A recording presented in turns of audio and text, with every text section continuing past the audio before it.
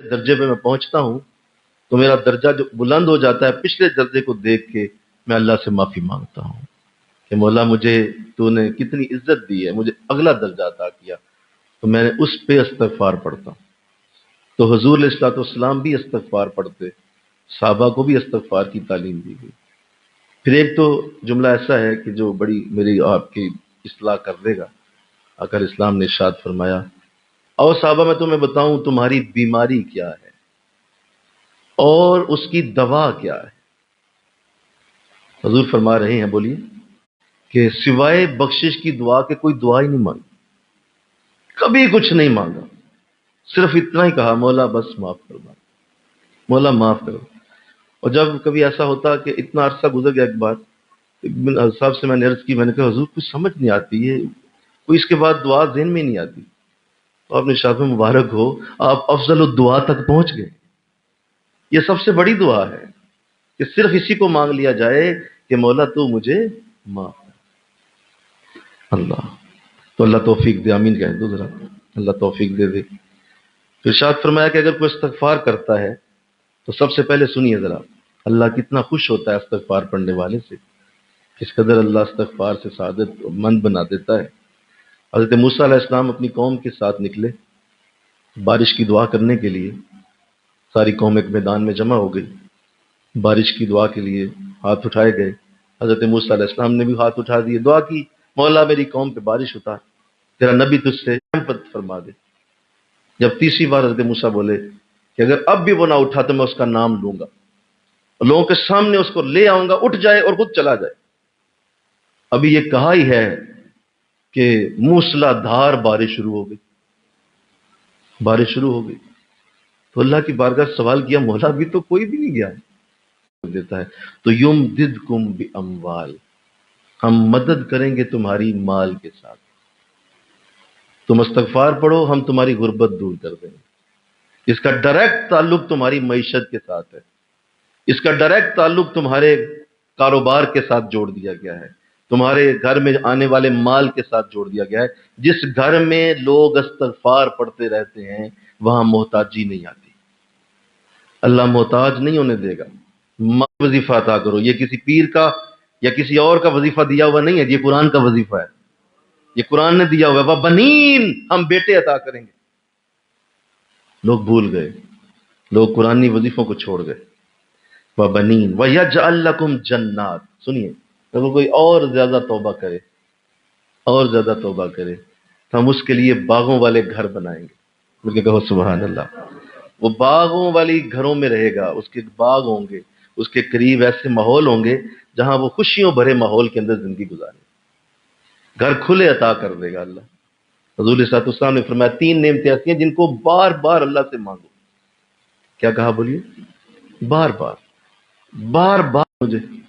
وہی 2 مرلے کے گھر میں ہی قبریں بنا کے لوگ فوت ہو جاتے ہیں، ساری زندگی اللہ سے مانگتے ہیں اور مانگنے کا چج ہی نہیں آتا، سمجھ ہی نہیں آتی، اور اس کا طریقہ اللہ دے رہا ہے۔ استغفار پڑھو ہم تمہیں بڑے گھر عطا فرما دیں۔ ان کے کہو نا سبحان اللہ، ہم تمہیں بڑے گھر دیں، اللہ سے معافی مانگو، استغفار پڑھو۔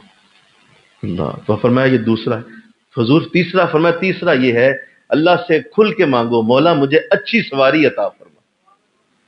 سواری، مولا جس میں میں سوار ہوں وہ خوبصورت چیز ہو، وہ سونی ہو، بہترین ہو، نہری تیرے گھر کے اندر۔ کتنا میرا رب کریم ہے، کتنا میرا رب خزانوں والا ہے، کتنے میرے رب کے خزانے وسیع ہیں، کھلے ہیں، اور جو وہ دینا چاہتا ہے بار بار کہہ رہا ہے مجھ سے لو۔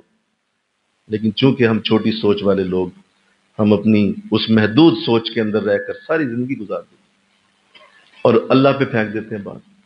یہ اللہ کو منظور ہی نہیں تھا، اللہ نے چاہا ہی نہیں تھا، اس لیے دیکھیے جی ہم تو غریب ہی رہ گئے۔ تو یہ بات جچتی نہیں، یہ میرے رب کا طریقہ نہیں ہے۔ دیکھو وہ وعدہ کر رہا ہو بارشوں کا، مل کے کہو سبحان اللہ، وہ وعدہ کر رہا ہو مال کا، وعدہ کر رہا ہو بیٹوں بیٹیوں کا، وعدہ کر رہا ہو کھلے گھروں کا، اور وعدہ کر رہا ہو کھل کے رزق کا۔ یہ نہر سے مراد رزق ہے، ہم اتنا کھلا رزق دیں گے کہ وہ نہر کی طرح تیرے گھر کی طرف آ رہا ہوگا اور تو سنبھالنا پھرے گا اور تجھے سنبھالنا نہیں جائے گا، کتنا رزق آ گیا۔ اس طرح نہر جس طرح چل رہی ہوتی ہے، اتنا فضل تمہارے اندر، تمہارے گھر میں ہم اتار سکتے ہیں۔ ان اللہ علی کل شیء قدیر، کہہ دو نا ذرا، اللہ ہر چیز پہ قدرت رکھتا ہے. تم اپنی چھوٹی سوچ کے اندر لاؤ گے تو شاید تم سوچ بھی نہ سکو. تم رب پہ پھینکو، اللہ ہر شے کرنے والا ہے، وہ ہر شے کر سکتا ہے، کر دیتا ہے. تمہارا اعتماد ہی نہیں اس پہ. اس نے رستہ بھی دیا، اس نے طریقہ بھی بتایا، اس نے کھل کے تمہیں وہ سارے رنگ بھی عطا کر دی. اب آئیے، میں نے ابھی اس کا ایک زاویہ آپ کے سامنے رکھا ہے، ابھی اس آیت کا صرف ایک زاویہ آپ کے سامنے آیا ہے کہ یہ ان تمام نعمتوں کو کھینچ لائے گا جس کے لیے لوگ رو رہے ہیں، جس کے لیے لوگ تڑپ رہے ہیں، جس کے لیے لوگوں کی زندگیاں اجیرن ہو چکی ہیں، جس کے لیے لوگ صبح سے شام تک پسینے بہا رہے ہیں. وہ ساری نعمتیں یہ کھینچ لائے گا. کیا؟ استغفار پڑھنا. یہ ایک زاویہ ہے، اس کا ایک زاویہ. اب دوسرا زاویہ سنیے. اس آیت سے مراد ایک اور بھی ہے، اور وہ یہ ہے کہ جب اللہ کسی کو معافی مانگتا دیکھتا ہے، اور وہ میرا بندہ، جب وہ دیکھ رہا ہوتا ہے کہ میرا بندہ مجھ سے معافی مانگ رہا ہے، اور یہ بھی ذہن نشین کیجئے کہ وہ جانتا ہے تمہیں کہ تم کیسی معافی مانگ رہے ہو. جب کوئی شخص اللہ سے معافی مانگتا ہے کسی پریشانی میں، کسی دکھ میں آتا ہے نا، جب تو اللہ سے کہتا ہے مولا مجھے معاف کر، مجھے اس دکھ سے نکال، مجھے معاف کر. تو فرشتے فوراً اللہ سے عرض کرتے ہیں مولا ہم جانتے ہیں یہ دل سے نہیں مانگ رہا، یہ دل سے نہیں مانگ رہا، یہ صرف اس پریشانی میں پھنسا ہوا ہے، اس دکھ میں پھنسا ہوا ہے، اس کا دل اللہ تیرے سے اس طرح سے پیار نہیں کرتا، یہ صرف اس پریشانی کی وجہ سے معافی مانگ رہا ہے. اللہ فرماتا ہے میرے فرشتوں، اگر پریشانی کی وجہ سے یہ مانگ رہا ہے، مانگ تو رہا ہے نا، دے دو اس کو جو مانگ رہا ہے، اس کو دے دو. بے شک پریشانی سے مانگ. اللہ کی بارگاہ سے جب حکم آتا ہے فرشتے سے وہ نعمت دے دیتے ہیں. کچھ ہی دن گزرتے ہیں تو دوبارہ ظاہر ہے وہ دل سے تو مانگ نہیں رہا تھا، پھر دوبارہ اپنے معاملات میں پھنستا ہے، پھر قرضے چڑھتے ہیں، پھر بیماریاں آتی ہیں، پھر بہت زیادہ اور پریشانیوں میں گرتا ہے، پھر اللہ سے روتا ہے مولا مجھے معاف کر، میں پھر پریشانی میں آ گیا.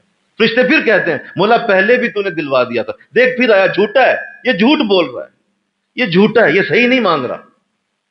جواب آتا ہے میرے فرشتوں ایسا کرو کہ چونکہ اس نے معافی مانگ لی ہے لہذا مجھے پتا ہے کہ ہے جھوٹا، میری طرف سے دوبارہ عطا کر دو، اسے پھر دے دو.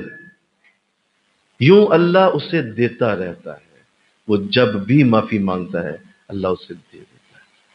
ایک وقت آتا ہے کہ آخری عمر ہوتی ہے اور وہ اپنی بیماری کے ہاتھوں کسی بستر پہ لیٹا، اسے یاد آتا ہے کہ کتنی بار میں نے توبہ توڑی تھی لیکن میرے رب نے ہر بار مجھے معاف کیا، ہر بار مجھے نعمت دے دی، ہر بار مجھ پہ فضل کیا. تو اس وقت اس سے خیال آتا ہے نہیں اب نہیں، اب میں اپنے رب سے سچی محبت سے توبہ کروں گا. وہ اٹھتا ہے، وہ وضو کرتا ہے اور سر سجدے میں جب رکھتا ہے تو اللہ کی بارگاہ سے آواز آتی ہے فرشتوں اب آؤ، اب دیکھو میرا بندہ سچی توبہ کر رہا ہے، اب سچی توبہ کی. یہ دیکھ، اس کا انتظار کر رہا تھا میں اس کا انتظار کر رہا کہ یہ یہاں تک آئے.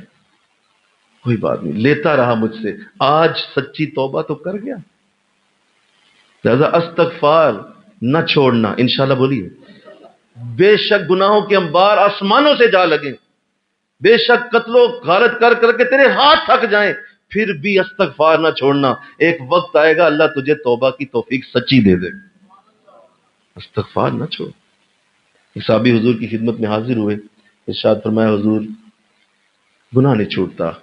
فرمایا صحابی استغفار پڑھو، اللہ سے معافی مانگو. فرمایا حضور پھر بھی نہیں چھوٹتا. فرمایا اچھا پھر پڑھنا. فرمایا حضور پھر نہیں چھوٹتا. فرمایا پھر پڑھنا. جب چوتھی بار کہا نا حضور نہیں چھوٹتا، حضور کی آواز بلند ہو گئی. حالانکہ آپ اونچی آواز سے نہیں بولتے تھے، آپ کی آواز کا، آپ کا لہجہ ہمیشہ نرم ہوتا تھا، لیکن آواز بلند ہوئی. فرمایا صحابی توبہ کرنا نہ چھوڑ، ایک وقت آئے گا اللہ تجھے اس گناہ سے نکال ہی لے. توبہ نہ چھوڑ. شیطان یہی کہتا ہے، وہ مایوس کرتا ہے، وہ کہتا ہے نہیں تو نیک ہو ہی نہیں سکتا، تو برا ترین انسان، تو دیکھ ابھی نیکی کی، ابھی دیکھ پھر تو نے فلاں کام، یہ نیکی کی پھر فلاں، تو نہیں ٹھیک ہو سکتا. ایک نماز چھوڑ دی دوسری بھی چھوڑ، رہنے دے، تو بن ہی نہیں سکتا نمازی. یہ جتنے برے لوگ پھر رہے ہیں جاؤ ان سے پوچھ کے دیکھ لو، یہ سارے اللہ کی رحمت سے مایوس ہیں، یہ مایوس ہو چکے ہیں. انہیں لگتا ہے کہ اللہ معاف نہیں کرنے والا، جبکہ اللہ فرماتا ہے تم مانگو تو صحیح، ساری زمین بھی بھر کے آؤ گے ہم ایک لمحے میں معاف کر دیں، ہم ہر شے معاف کر دیں، بھول جائیں گے تم نے کبھی کوئی گناہ بھی کیا. تو اتنی کرم نوازی. لہذا استغفار کا ایک زاویہ یہ ہے کہ یہ چھوڑنی نہیں ہے. انشاءاللہ بولو نا، یہ چھوڑنی نہیں ہوتی.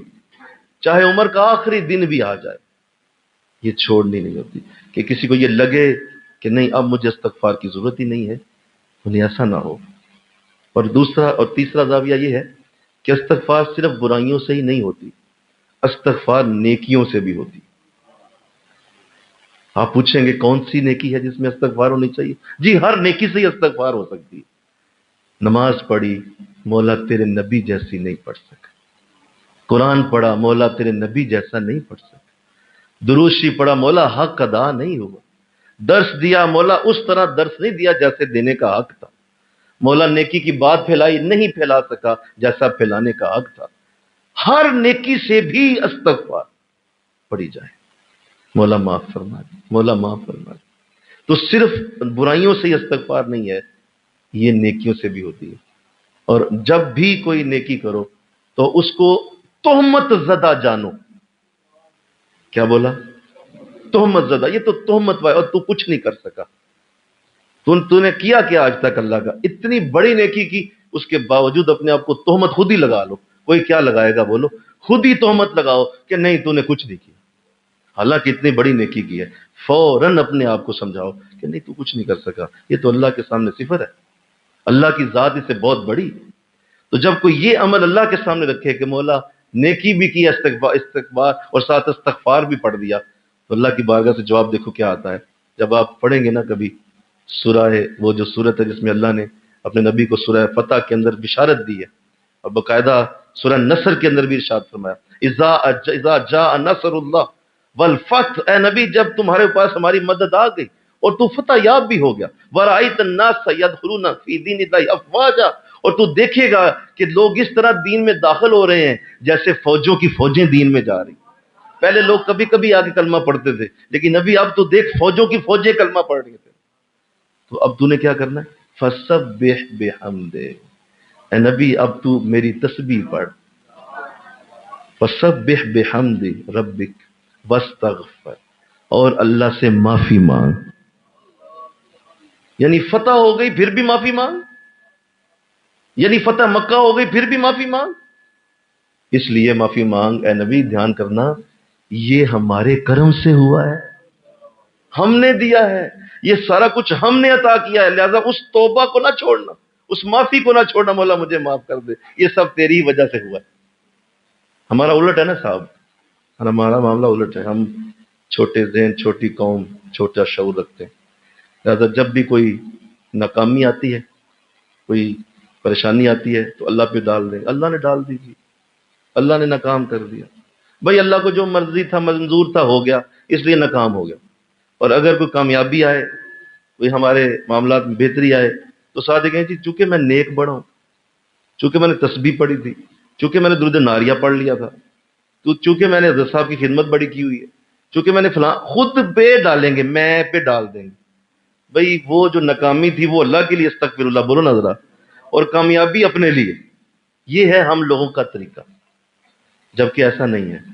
ناکامی تیری وجہ سے ہوتی ہے، بولیے نا، کامیابی اللہ کی طرف سے ہوتی ہے۔ ناکامی تیرے اپنے کرتوتوں سے آتی، تو نے جو غلطیاں کی اس کی وجہ سے ناکام ہوا، اور جب اللہ کسی کو دیتا ہے اللہ کامیاب عطا کرتا ہے، کامیابیاں دے۔ تو یہ طریقہ نہ ہو کہ جب کبھی کامیابی آ جائے تو اپنے ڈنڈوں کے اوپر اور اپنے بازو کے اوپر، اور دیکھیں جی ہم نے کام بڑی پلاننگ ہی اچھی، بہت اچھی کر لی تھی، دیکھیں جی ہم نے تو بہت اچھا منصوبہ بڑا اچھا بنایا تھا، دیکھیں ہم نے تو بہت اچھی طریقے سے کام کیا لہذا اچھا کام ہو گیا۔ جی ہم نہ کریں آپ، یہ بھی اللہ نہیں کیا ہے۔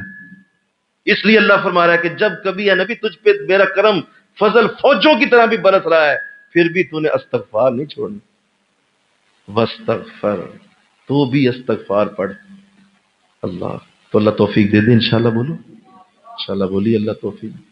لہذا اپنے آپ کو استغفار کے اندر رکھیے، اور ان تمام نعمتوں سے آپ کا دامن بھرے گا، ان تمام نعمتوں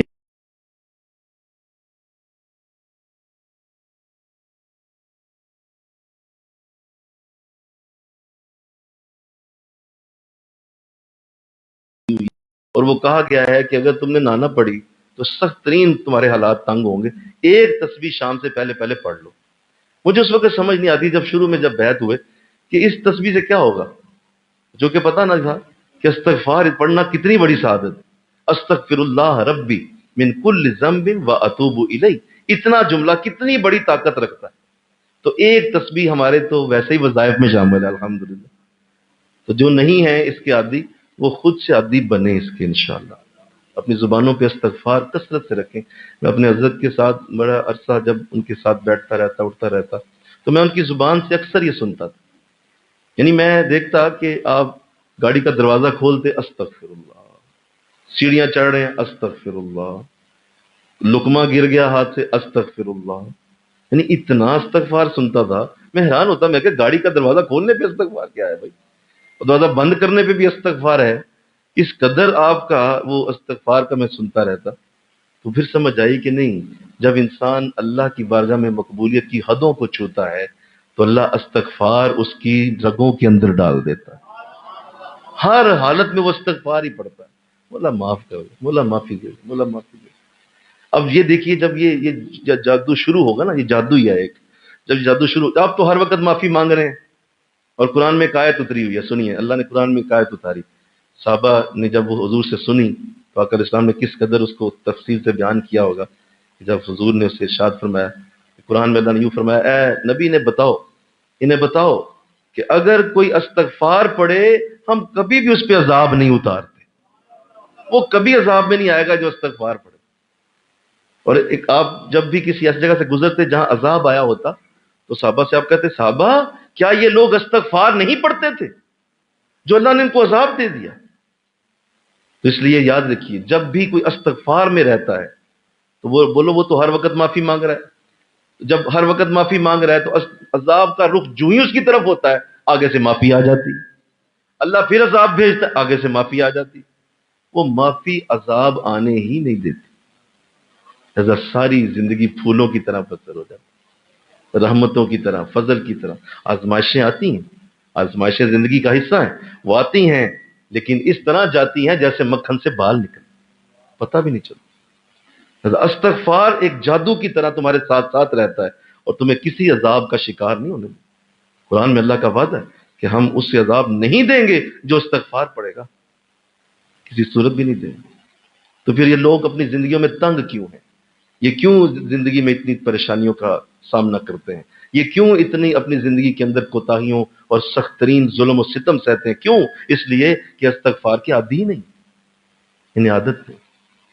تو آئیں اللہ آج مجھے آپ کو قرآن کے اس نور سے بہرہ ور فرمائے اور ہمارے اندر استغفار پڑھنے کا جذبہ پیدا ہو اور مسلسل ہم اس کی نورانی برکتوں سے مستفید ہوں. اور میں نے جب ایک بات اور بھی عرض کروں، کیونکہ جب آپ اس کو عمل میں لاتے ہیں ان چیزوں کو تو آپ کے لیے یہ چیزیں بہت زیادہ کھل جاتی ہیں اور اس کے اندر کے انوار کھلتے ہیں. استغفار پڑھنا ایک اور بھی بڑی برکت رکھتا ہے. جب آپ استغفار مسلسل پڑھتے رہتے ہیں اور آپ کی زبان پہ استغفار رہتا ہے تو نیکوں کے اندر آپ کا پیار پیدا ہو جاتا ہے. مجھے کہو سبحان اللہ. یہ ایک عجیب بات ہے، ویسے یہ کوئی پریکٹیکل اس پہ چلے تو اس کو شاید سمجھ آئے. استغفار پڑھنے والے کے لیے نیکوں کے اندر پیار پیدا ہوتا ہے.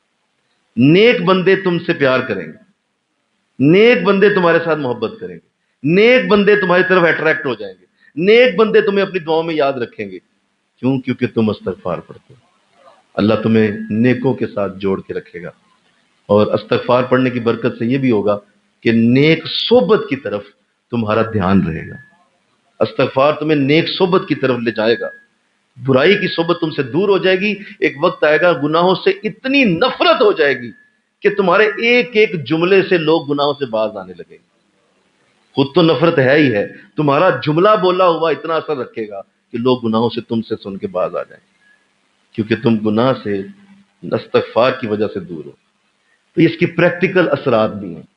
اس کے پریکٹیکل آپ کے اوپر اثرات اترتے ہیں جب اس کو زیادہ پڑھا جاتا ہے. زیادہ اس کو جو ہے وہ لوگ جب زبان پہ لاتے ہیں تو نیکوں کی طرف توجہ رہتی ہے. اور پھر یاد رکھو کہ جب کوئی استغفار زیادہ پڑتا ہے، چونکہ گناہ نہیں ہوتے اور گناہوں کی وہ گندگی دور رہتی ہے، لہذا زیادہ یہ ہم سب کے لیے عظیم برکتوں کا سبب بنے. تو نے مولا ہمارے مرکز کو یہ نئے مسلح عطا فرمایا، ہم تیرا شکریہ ادا کرتے ہیں. تو نے مولا یہ رضاء الجنہ جیسی ماحول دیا. اللہ تو نے ہمیں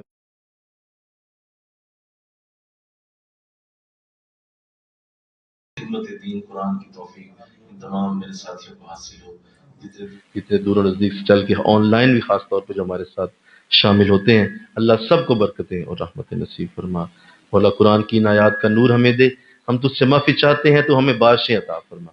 ہم تجھ سے استغفار پڑھتے ہیں تو ہمیں مال عطا فرما۔ تو ہمیں مولا بیٹے اور بیٹیاں عطا فرما۔ تو ہمیں اچھے گھر اور کھلے گھر عطا فرما، اور تو ہمیں مولا نہریں عطا فرما۔ اپنے فضل سے ہمارے دامن کو بھر دے۔ لا حول ولا قوت الا باللہ العلی العظیم۔ وصلی اللہ تعالی رسول خیر خلقہ محمد والی و صحابہ اجمعین برحمتک یا ارحم الراحمین۔ السلام علیکم ورحمۃ اللہ وبرکاتہ۔